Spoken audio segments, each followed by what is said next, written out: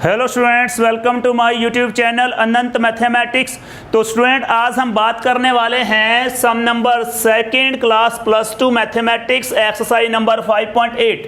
Okay, तो जैसा कि हमने फर्स्ट सम किया है इसका रोल्स थ्योरम के बारे में, ये भी हमारे पास रोल्स थ्योरम ही है। सम नंबर सेकंड में आपने करना क्या है, आपको 3 फंक्शन दे रखे हैं, तीनों के बारे में बारी बारी से आपने बताना है कि इन पर रोल्स थ्योरम अप्लाई हो सकती है या नहीं हो सकती। ठीक है, यहाँ पर रोल्स थ्योरम एप्लीकेबल है या नहीं है। ठीक है, इसके अलावा आपने रोल्स थ्योरम के कन्वर्स के बारे में बताना है। राइट, तो रोल्स थ्योरम के बारे में आपको मालूम है कि रोल्स थ्योरम एप्लीकेबल होती है जब हमारे पास फंक्शन कंटिन्यूज होता है क्लोज्ड इंटरवल पर, फर्स्ट पार्ट। सेकंड में डेरिवेबल होता है ओपन इंटरवल पर, और थर्ड है हमारे पास f of a must be equal to f of b।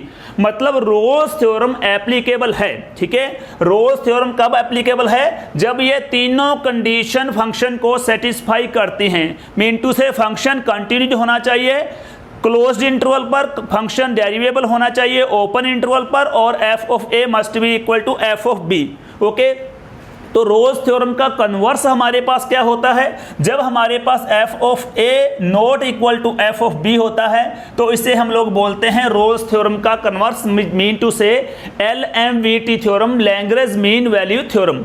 Okay students, तो यहाँ पर आपने रोल्स थ्योरम के बारे में बताना है कि यहाँ पर रोल्स थ्योरम एप्लीकेबल है या नहीं है। तो फर्स्ट केस हमारे पास क्या है? फर्स्ट केस है f(x) equal to greatest integer function x where x belong to 5 to 9। तो पहले हम लोग चेक कर लेते हैं कि ये फंक्शन कंटिन्यूज फंक्शन है या नहीं है। ओके, अगर ये फंक्शन कंटिन्यूज फंक्शन है गिवन क्लोज्ड इंटरवल पर तो हम सेकंड पॉइंट पर आएंगे। ठीक है, डेरिवेबल चेक करेंगे। अगर ये फंक्शन डेरिवेबल है तो हम थर्ड पॉइंट पर आएंगे, हम लोग f of a equal to f of b check करेंगे। राइट स्टूडेंट्स, तो कंटिन्यूटी के लिए क्या करेंगे, हम चेक कर लेते हैं जिस तरह 5 to 9। ठीक है, 5 से लेकर 9 तक जितने भी इंटीजर्स और नॉन इंटीजर नंबर हैं, ठीक है, सभी पर हमें चेक करना पड़ेगा कि ये फंक्शन कंटिन्यूज है या नहीं है। राइट, लेकिन हमें मालूम है कि जो ग्रेटेस्ट इंटीजर फंक्शन होता है वो इंटीजर पर, ग्रेटेस्ट इंटीजर फंक्शन जो होता है वो जितने भी इंटीजर होते हैं उन पर वो डिसकंटिन्यू होता है। तो मतलब पहले ही पॉइंट पर ये फंक्शन क्या हो जाएगा? फेल हो जाएगा, सेटिस्फाई नहीं होगा। मतलब ये वाला फंक्शन है वो 5, 6, 7, 8, 9 पर तो डिसकंटिन्यू रहेगा, और इसके अलावा इनके बीच में जो नॉन इंटीजर नंबर हैं जिस तरह 5.1, 5.2, 5.3 यानी डेसिमल वाले नंबर हैं उन पर ये कंटिन्यू रहेगा। इसीलिए मैंने 5 को लिया है। ठीक है, ये इंटीजर है, यहाँ पर ये डिसकंटिन्यू रहेगा, मतलब पहला ही पॉइंट सेटिस्फाई नहीं करेगा इसे। हाँ जी स्टूडेंट्स, तो हम क्या करेंगे, इसकी कंटिन्यूटी चेक करेंगे। 5 पर कंटिन्यूटी चेक करने के लिए पहले इसकी लेफ्ट हैंड लिमिट फाइंड करेंगे। हाँ जी, लेफ्ट हैंड लिमिट के लिए क्या होगा, x अप्रोचेज 5। ठीक है, लेफ्ट हैंड लिमिट है तो यहाँ माइनस का साइन लगा दो। राइट, तो 5 पर हम इस फंक्शन की कंटिन्यूटी चेक कर रहे हैं, ये फंक्शन सेम आ जाएगा। Yes, x approaches 5, negative sign left hand limit के लिए। फंक्शन हमारे पास कौन सा है? ग्रेटेस्ट इंटीजर फंक्शन x है। यस, अब आपने क्या करना है, h अप्रोचेज 0। ठीक है, क्या करना है, 5 में से, ठीक है, 5 में से h को लेस करना है। यहाँ पर हमारे पास क्या हो जाएगा, x की वैल्यू क्या थी वैसे?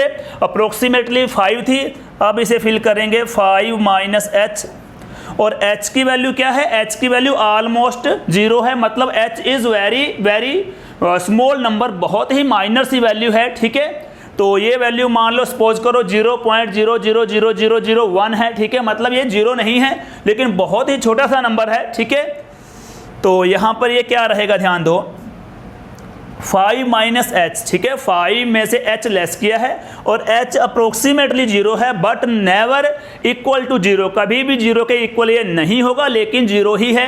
तो जब आपको मालूम है लगभग 0 वैल्यू है, ठीक है, लेकिन 0 नहीं है, तो 5 में से कुछ ना कुछ हमने माइनस किया है। ठीक है, 5 में से मान लो बहुत ही छोटी सी क्वांटिटी माइनस की है। ठीक है, सपोज कि आपने 5 में से, ठीक है, माइनस कर दिया है 0.00000, और भी छोटी वैल्यू लगा सकते हैं, ये माइनस कर दिया।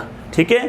तो अब आपके पास क्या है, अब आपके पास है 4.999999, ठीक है, ये नंबर बच गया। अब ध्यान से देखो, ये नंबर 5 तो नहीं है ना, ठीक है। तो 5 से नीचे और 4 से ऊपर जितने भी नंबर होंगे उनका ग्रेटेस्ट इंटीजर क्या आएगा, उनका ग्रेटेस्ट इंटीजर 4 आएगा, ठीक है। अगर 5 में से बिल्कुल छोटी सी क्वांटिटी भी आपने माइनस कर दी है तो इसका मतलब है ग्रेटेस्ट इंटीजर हमारे पास उसका 4 रहेगा, ठीक है। 4 कांस्टेंट है, कांस्टेंट की लिमिट कांस्टेंट ही होती है। हाँ जी, तो ये थी लेफ्ट हैंड लिमिट। अब आपने फाइंड करनी है इसकी राइट हैंड लिमिट। हाँ जी, राइट हैंड लिमिट के लिए क्या होगा, x अप्रोचेज 5, यहाँ प्लस का साइन आ जाएगा और फंक्शन यहाँ पर राइट कर दो, यस। यहाँ पर h अप्रोचेज 0, ठीक है, वही पहले की तरह 5 प्लस h कर देंगे यहाँ पर, यस, 5 प्लस h। इस बार क्या हुआ है, जो h है ऑलमोस्ट जिसकी वैल्यू 0 है, इस नंबर को हमने 5 में प्लस करना है। प्लस करेंगे तो क्या यहाँ पर क्या हो जाएगा, ये बन जाएगा, यहाँ पर देखो अगर इन दोनों नंबर्स को प्लस करते हैं तो 5.00000001, ठीक है। तो अब ये नंबर कौन सा है, ये नंबर 5 से बड़ा है। 5 से बड़े और 6 से छोटे नंबर के लिए ग्रेटेस्ट इंटीजर फंक्शन होता है 5, ठीक है। तो यहाँ पर ये 5 आ गया। यू कैन सी कि left hand limit not equal to right hand limit, ठीक है। जो हमारे पास लेफ्ट हैंड लिमिट है वो राइट हैंड लिमिट के इक्वल नहीं है, ओके। तो अगर left hand limit right hand limit के इक्वल नहीं है तो फंक्शन हमारे पास क्या हुआ, फंक्शन डिसकंटिन्यू है। f(x) is not continuous at x equal to 5, ठीक है। तो अब और पॉइंटों पर आपको चेक करने की ज़रूरत नहीं है, ठीक है। यहाँ पर क्या है, 5 पर ये कंटिन्यू होना चाहिए था लेकिन 5 पर ये डिसकंटिन्यू है। तो इसका मीनिंग क्या हुआ, इसका मीनिंग हुआ Rolle's theorem is not applicable. Okay students, तो ये हमारा फर्स्ट पार्ट कंप्लीट होता है इसका, ठीक है। एक बात मैंने स्टार्टिंग में क्लियर कर दी है, इससे पहले जो वीडियो बना था उसमें भी क्लियर हुआ था रोल्स थ्योरम के बारे में डिटेल से। यहाँ पर भी वही बात है कि रोल्स थ्योरम अप्लाई तभी होगी, ठीक है, जब कोई फंक्शन कंटिन्यूज रहेगा, क्लोज्ड इंटरवल पर, डेरिवेबल रहेगा ओपन इंटरवल पर, और f of a equal to f of b रहेगा। अगर इन तीनों में से एक कंडीशन बाई चांस, ठीक है, सेटिस्फाई नहीं होती है तो रोल्स थ्योरम अप्लाई नहीं हो सकती। तो पहली ही कंडीशन यहाँ पर सेटिस्फाई नहीं हुई, ठीक है। 5 पर हमने चेक किया, 5 to 9 this function must be continues, लेकिन 5 पर यह फंक्शन डिसकंटिन्यू है। Left hand limit not equal to right hand limit है, तो इसका मतलब है कि यहाँ पर रोल्स थ्योरम अप्लाई नहीं हो सकती। ओके स्टूडेंट्स, तो सेकंड पार्ट हमारे पास इसका है, ध्यान दो। Second part f of x equal to integer, greatest integer x है, ठीक है। सेम ही पहला पार्ट है हमारे पास। फर्स्ट पार्ट में हमने 5 to 9 कंटिन्यूटी चाहिए हमें, और इसमें -2 to 2 कंटिन्यूटी चाहिए, ठीक है। तो सेम प्रोसेस से आप करेंगे क्योंकि फंक्शन सेम है, तो ये भी डिसकंटिन्यू रहेगा -2 पर, 0 पर, 1 पर, 2 पर, ठीक है। तो इसे आप अपने आप तैयार करेंगे, बिल्कुल सिंपल सम है, डिटो फर्स्ट सम ही रहेगा ये, ठीक है। तो अब नेक्स्ट हमारे पास थर्ड पार्ट आता है इसका। यस, थर्ड पार्ट में हमारे पास क्या है, f(x) इक्वल टू, हाँ जी, f(x) equal to x square minus 1 है, x बिलोंग टू 1 to 2। हाँ जी, तो इस पर देखना है आपने f(x) equal to x square minus 1 पर रोल्स थ्योरम एप्लीकेबल है या नहीं है। तो पॉइंट्स वही हैं हमारे पास। पहला पॉइंट है फंक्शन मस्ट बी कंटिन्यूस, ठीक है। तो f(x) equal to x square minus 1 है, f(x) equal to x square minus 1 is polynomial.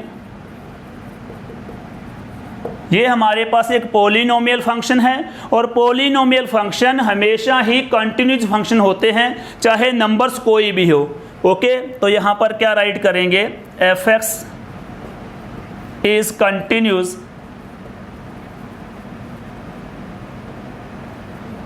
On 1 to 2। Okay, तो यहाँ पर क्या राइट करना है, f x equal to x square minus 1 is a polynomial function and polynomial function is always continuous function. ठीक है, तो क्योंकि पोलिनोमियल फंक्शन कंटिन्यूस होते हैं हमेशा, तो इसके लिए क्या होगा, 1 to 2 के लिए ये फंक्शन कंटिन्यूस रहेगा।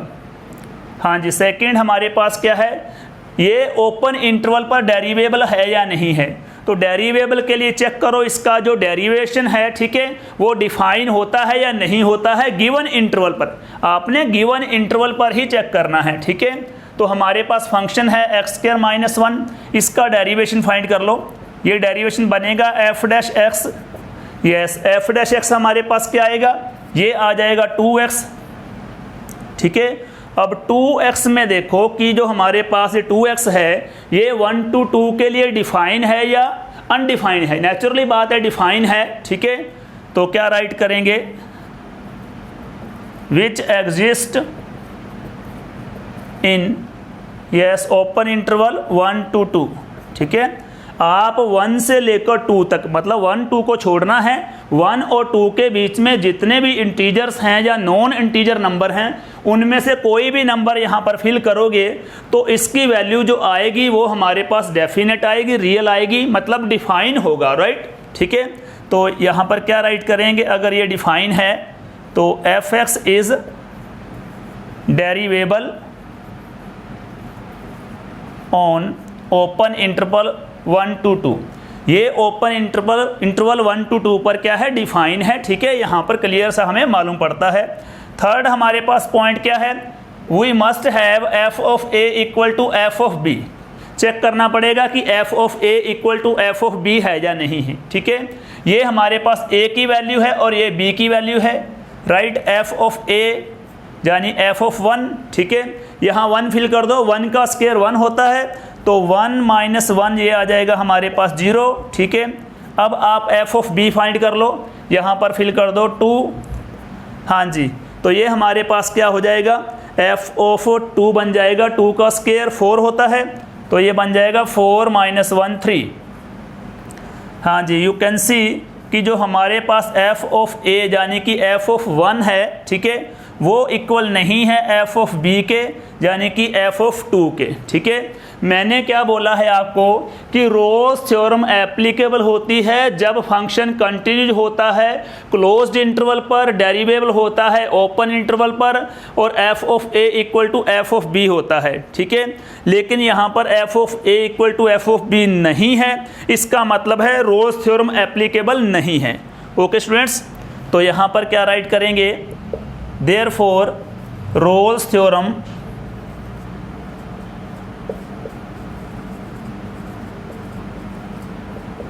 is not applicable।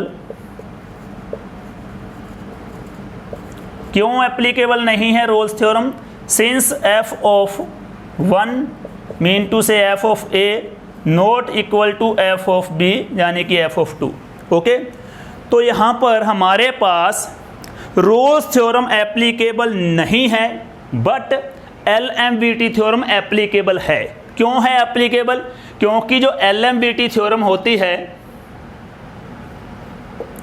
Lagrange mean value theorem, LMVT theorem में क्या होता है, LMVT थ्योरम में फर्स्ट आता है कि फंक्शन कंटिन्यूज है,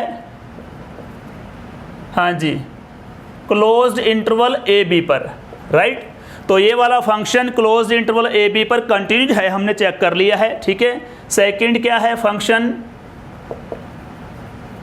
डेरिवेबल होना चाहिए ओपन इंटरवल ए बी पर, तो ये वाला function open interval a b पर डेरिवेबल है, ये भी हमने चेक कर लिया है। राइट, और थर्ड कंडीशन है f of A not equal to F of B.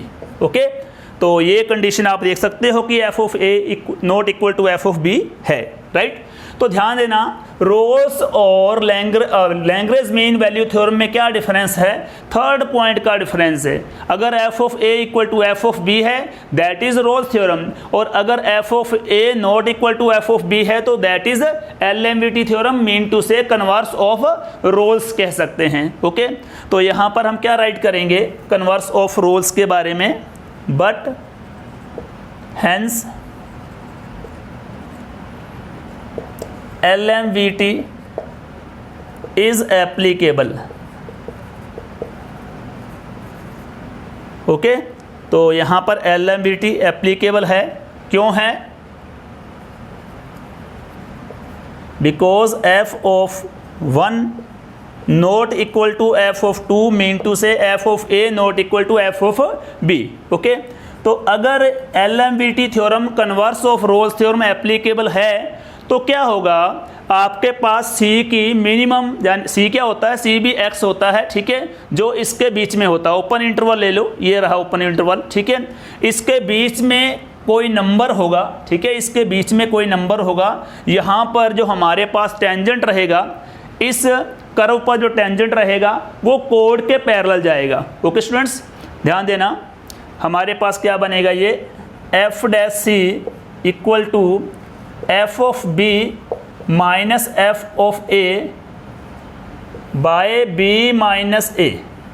हाँ जी, f डैश c कैसे फाइंड करेंगे, f डैश x हमारे पास क्या है, 2x है, तो यहाँ पर c फिल कर दो, ठीक है, c और x में कोई डिफरेंस नहीं है, c भी x की ही वैल्यू है जो रिलेट करती है 1 to 2 ओपन इंटरवल से, राइट। तो f डैश c हमारे पास बन जाएगा 2c। हाँ जी, f ऑफ b हमारे पास क्या रहेगा, ये रहा f ऑफ b, आपने पहले ही फाइंड कर रखा है इसमें।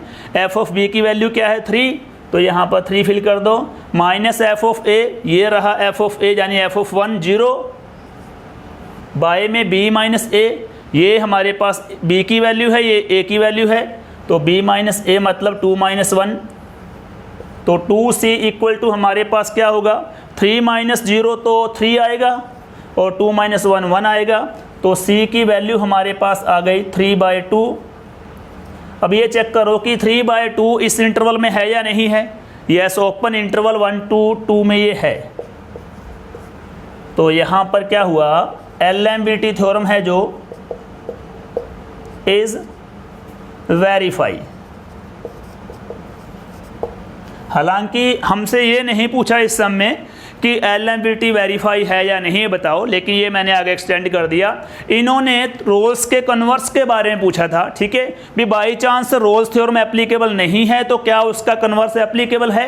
यस, कन्वर्स एप्लीकेबल होता है। कब होता है, जब रोल्स में फर्स्ट और सेकंड पॉइंट जो होते हैं वो सेटिस्फाई होते हैं, थर्ड पॉइंट सेटिस्फाई नहीं होता है। तो इस केस में तो फर्स्ट पॉइंट सेटिस्फाई नहीं था, तो इस केस में तो रोल्स थ्योरम का कन्वर्स एप्लीकेबल नहीं था। लेकिन यहाँ पर क्या हुआ, थर्ड सम में, थर्ड पार्ट में, कि फर्स्ट पॉइंट हमारे पास सेटिस्फाई हो रहा है, सेकंड पॉइंट भी सेटिस्फाई हो रहा है, लेकिन थर्ड पॉइंट सेटिस्फाई नहीं हुआ। तो अगर थर्ड पॉइंट सेटिस्फाई नहीं हुआ है, that is converse of Rolle's theorem, mean to say Lagrange mean value theorem, मतलब LMVT थ्योरम। ओके स्टूडेंट्स, तो ये था हमारे पास ब्रीफली रोल्स थ्योरम के बारे में और उसके कन्वर्स के बारे में, मतलब LMVT थ्योरम के बारे में। तो थर्ड पार्ट में हमने क्या किया है, थर्ड पार्ट में पहले चेक किया कि रोल्स थ्योरम एप्लीकेबल है या नहीं है, ठीक है।